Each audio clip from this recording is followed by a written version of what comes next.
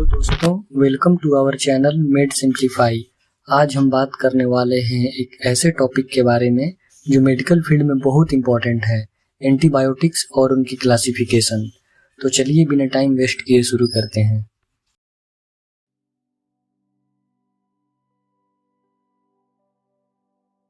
An antibiotic is a chemical substance produced by microorganism और synthesized artificially। Antibiotic एक chemical substance होता है, ये माइक्रो ऑर्गेनिज्म से प्रोड्यूस किया जाता है। या तो माइक्रो ऑर्गेनिज्म से प्रोड्यूस किया जाएगा, नहीं तो ये लैब में प्रिपेयर किया जाएगा, लैब में बनाया जाएगा। That is used to kill और inhibit the growth of harmful micro organism specially bacteria. इसका यूज होता है बैक्टीरिया को किल करने के लिए, या तो किल करने के लिए यूज किया जाएगा या तो उसके नंबर को रिड्यूस करने के लिए यूज किया जाएगा। नंबर को इतना रिड्यूस कर दिया जाता है कि वो बैक्टीरिया एबल नहीं हो पाता है फर्दर डिजीज को फैलाने के लिए। विदाउट हार्मिंग द होस्ट, बिना होस्ट को हार्म किए, बिना पेशेंट को हार्म किए यह ट्रीटमेंट करने का काम करता है। चलिए हम जानते हैं कि आखिर एंटीबायोटिक्स काम कैसे करता है।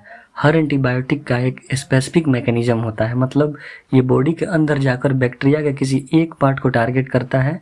अब चलिए समझते हैं इनकी क्लासिफिकेशन को।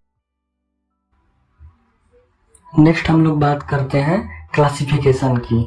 एंटीबायोटिक्स को क्लासिफाई किया गया है 5 कैटेगरीज में, जो कि फर्स्ट है based on mechanism of action, second है स्पेक्ट्रम ऑफ एक्टिविटी, थर्ड है केमिकल स्ट्रक्चर, फोर्थ है ओरिजिन और फिफ्थ है on the basis of bacterial target. One by one हम लोग देखेंगे कि इसमें क्या होता है, किस तरह से इसको क्लासिफाई किया गया है। नेक्स्ट हम लोग देखते हैं classification bye mechanism of action. इसमें ये पता चलता है कि ये जो एंटीबायोटिक्स है बैक्टीरिया को किस तरह टारगेट करता है, किस तरह उसको खत्म करने का काम करता है, कौन से स्पेसिफिक प्लेस पर वो टारगेट करता है कि वो बैक्टीरिया नष्ट हो जाता है। जो फर्स्ट है हमारा inhibit cell wall synthesis. Penicillin जो होता है, सिफेलोस्पोरिन, वेनकोमाइसिन इसका एग्जांपल होता है। ये जो एंटीबायोटिक्स होते हैं कि ये बैक्टीरिया को जो सेल वॉल होता है जो कि पेप्टिडोग्लाइकन का बना होता है उसको इनहिबिट कर देते हैं, उसको बनने से रोक देते हैं, जिससे बैक्टीरिया ब्रस्ट हो जाता है, मर जाता है। सेकेंड है हमारा इनहिबिट प्रोटीन सिंथेसिस। इसका एग्जांपल है अमाइनो ग्लाइकोसाइड्स, टेट्रासाइक्लिन, माइक्रोलैट्स, क्लोरोफेनिकोल। ये जो हमारा एंटीबायोटिक्स होते हैं ये काम क्या करते हैं कि जो सेल के अंदर जो राइबोसोम्स पाया जाता है, राइबोसोम्स का मेन काम होता है प्रोटीन सिंथेसिस करना। जो प्रोटीन ही नहीं बनेगा तो बैक्टीरिया कैसे सरवाइव करेगा। तो ये जो एंटीबायोटिक्स है वो प्रोटीन सिंथेसिस को रोक देते हैं। राइबोसोम्स से जो प्रोटीन सिंथेसिस हो रहा है उसको रोक देंगे, जिससे हमारा बैक्टीरिया सरवाइव नहीं कर पाता है, मर जाएगा। थर्ड है हमारा इनहिबिट न्यूक्लिक एसिड सिंथेसिस। इसका एग्जांपल है फ्लोरोक्विनोलोन्स, रिफाम्पिसिन। ये जो एंटीबायोटिक्स होते हैं ये न्यूक्लिक एसिड यानी कि डीएनए और आरएनए का सिंथेसिस को रोक देते हैं, जिससे बैक्टीरिया मर जाता है। फोर्थ है हमारा इनहिबिट मेटाबॉलिक पाथवे। बैक्टीरिया के अंदर जितना भी सेलुलर लेवल पे केमिकल रिएक्शन हो रहे हैं उसको स्टॉप कर देते हैं, जिससे बैक्टीरिया सरवाइव नहीं कर पाता है। फिफ्थ है हमारा disturbed cell membrane. Cell membrane को डिस्टर्ब कर देते हैं, सेल मेम्ब्रेन को ब्रस्ट कर देंगे, जिसका एग्जांपल है हमारा पॉलीमिक्सिन, डेप्टोमाइसिन। नेक्स्ट हम लोग बात करते हैं classification bye spectrum of activity. मतलब इसमें हम लोग देखते हैं कि वो जो एंटीबायोटिक्स है एक साथ कितना कवरेज कर रहा है। फर्स्ट है हमारा ब्रॉड स्पेक्ट्रम एंटीबायोटिक, सेकेंड है हमारा narrow spectrum antibiotic. Broad spectrum antibiotics जो होते हैं इसका एग्जांपल हो गया टेट्रासाइक्लिन्स, क्लोरोफेनिकोल, एमोक्सिसिलिन। ये जो एंटीबायोटिक्स होते हैं एक साथ बहुत सारे बैक्टीरियल को टारगेट करते हैं। वे बैक्टीरिया जो कि ग्राम पॉजिटिव हो सकते हैं, ग्राम नेगेटिव हो सकते हैं, एटिपिकल और एनारोबिक। ये इतने सारे ग्रुप ऑफ बैक्टीरिया को टारगेट करते हैं। जितना ये टारगेट करते हैं, जितने ग्रुप को टारगेट करते हैं उतना ही इनका साइड इफेक्ट्स भी होता है। सेकेंड है हमारा narrow spectrum antibiotics. Narrow spectrum यानी कि इसका स्पेक्ट्रम होता है काफी शॉर्ट होता है, मतलब कि ये जो एंटीबायोटिक्स होते हैं या तो ग्राम पॉजिटिव पर काम करेंगे या तो ग्राम नेगेटिव या तो एटिपिकल या तो एनारोबिक, किसी एक सिंगल पर ही काम करते हैं, जैसे पेनिसिलिन, जी, वेनकोमाइसिन। नेक्स्ट हम लोग बात करते हैं classification by chemical structure.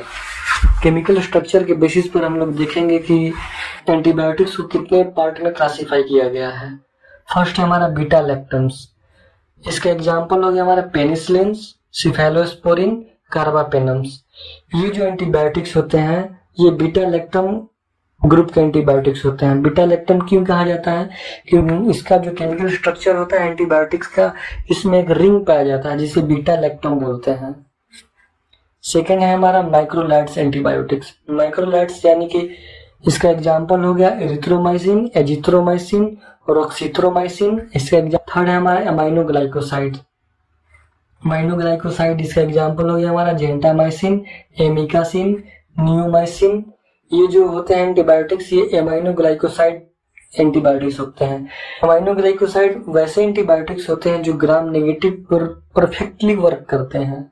Gram negative bacteria के लिए ही होता है ये स्पेशली। नेक्स्ट है हमारा टेट्रासाइक्लिन। टेट्रासाइक्लिन एंटीबायोटिक्स जो होते हैं इसका एग्जांपल हो गया हमारा डॉक्सीसाइक्लिन एंड टेट्रासाइक्लिन। नेक्स्ट है क्विनोलोन्स एंटीबायोटिक्स। क्विनोलोन्स एंटीबायोटिक्स ये भी एंटीबायोटिक्स ग्राम नेगेटिव पर बहुत अच्छा काम करते हैं।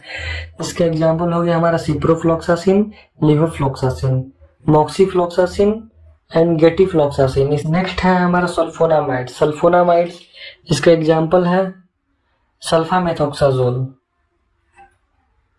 नेक्स्ट क्लासिफिकेशन की हम लोग बात करें तो है क्लासिफिकेशन बाय ओरिजिन। इसमें हम लोग देखते हैं कि एंटीबायोटिक्स को ओरिजिन के बेसिस पर 3 पार्ट में क्लासिफाई किया गया है।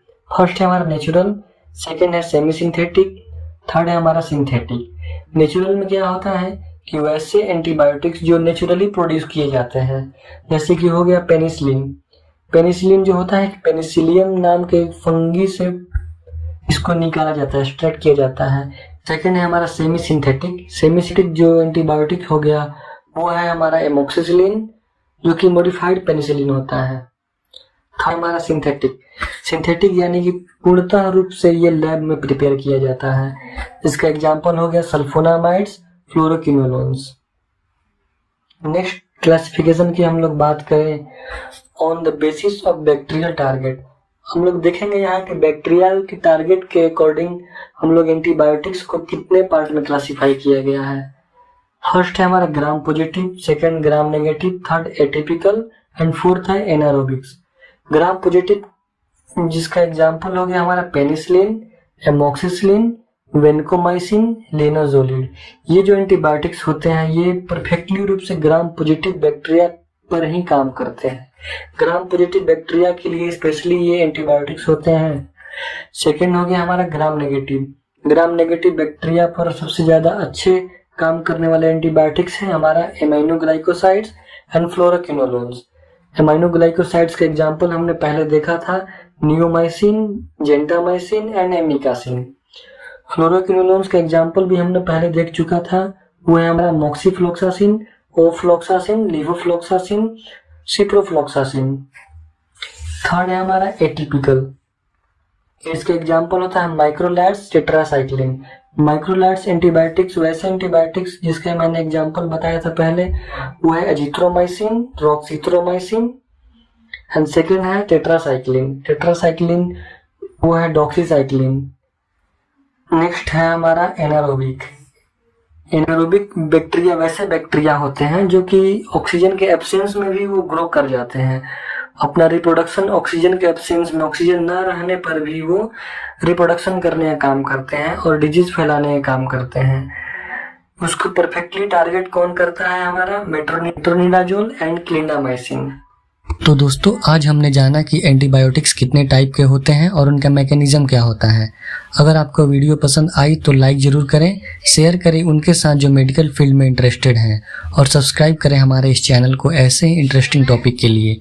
मिलते हैं नेक्स्ट वीडियो में एक नए टॉपिक के साथ, तब तक के लिए जय हिंद।